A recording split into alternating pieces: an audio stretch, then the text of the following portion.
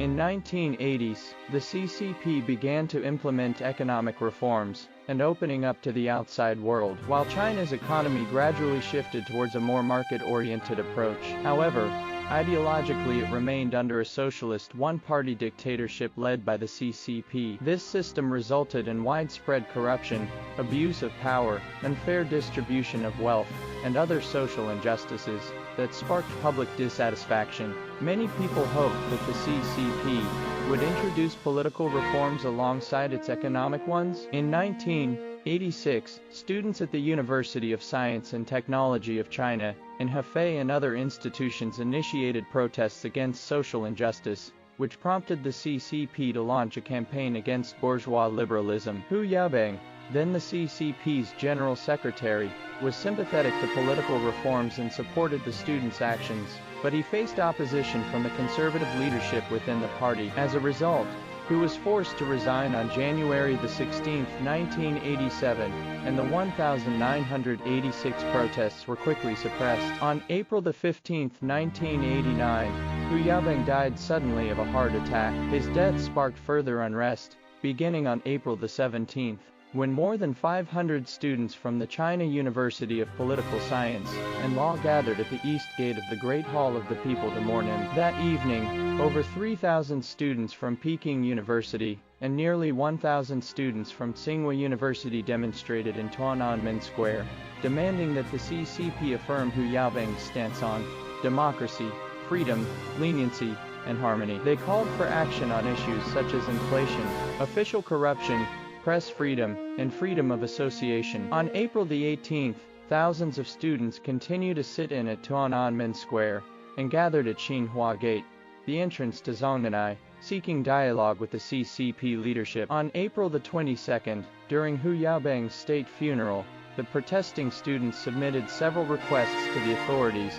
They wanted permission to view Hu's body, have representatives attend his memorial service, and allow Hu's casket to pass through Tiananmen Square, so that the students could bid him farewell. All of these requests were denied. By April 24th, 35 universities in Beijing had declared a full-scale strike, prompting similar actions in other major cities like Shanghai, Tianjin, Changsha, Xi'an, and Nanjing. On April 26th, the People's Daily published a front-page editorial, "We must stand clearly against unrest," accusing a small group of people of attempting to overthrow the CCP and the existing political system. This led to a rapid escalation of tensions between the CCP and the protesting students, and demonstrations spread to cities like Shanghai, Tianjin, Hangzhou, Nanjing, and Hefei. On April 27th, nearly 100,000 students in Beijing marched to Tiananmen Square in protest of the People's Daily editorial.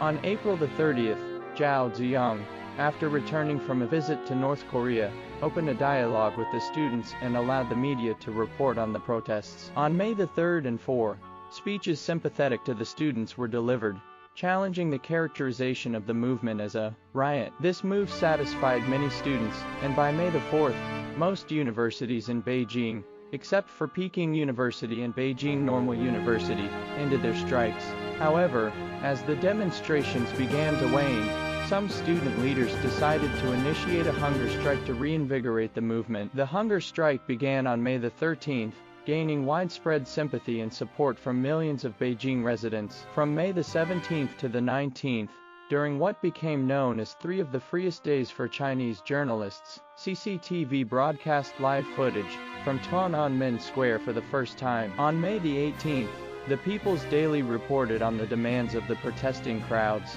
and expressed sympathy for the hunger-striking students in a large front-page section under the headline, "More than 1 million people from all walks of life in the capital marched in solidarity with college students on hunger strike." In the early morning of May 19th, Zhao Ziyang visited Tiananmen Square once again, urging the students to end their hunger strike and return to school. However, on May 17th, Zhao had already been marginalized by hardliners within the CCP led by Deng Xiaoping and Li Peng, who decided to resolve the demonstrations through military force. This decision was supported by senior party leaders Chen Yun, Yang Shangkun, and Li Zianian. On May 20th, the CCP officially declared martial law, mobilizing at least 30 divisions from the 5 major military regions.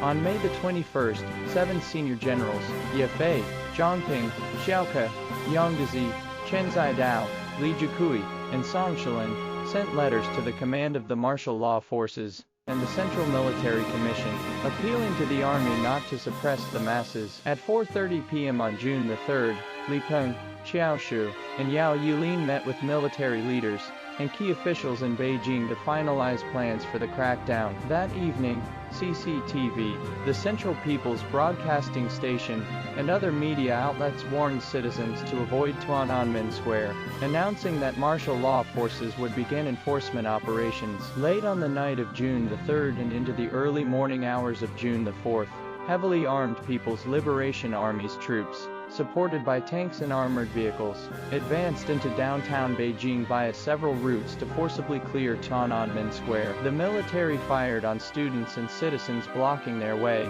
and tanks ran over protesters. Gunfire continued throughout the night, resulting in widespread casualties among students and civilians, culminating in what became known as the Tiananmen Square Massacre. According to top-secret internal CCP documents, 10,454 protesting students and civilians were killed, and over 40,000 were injured by the CCP's military and police during the crackdown. Following the incident, the CCP launched a nationwide crackdown, arresting more than 20,000 people.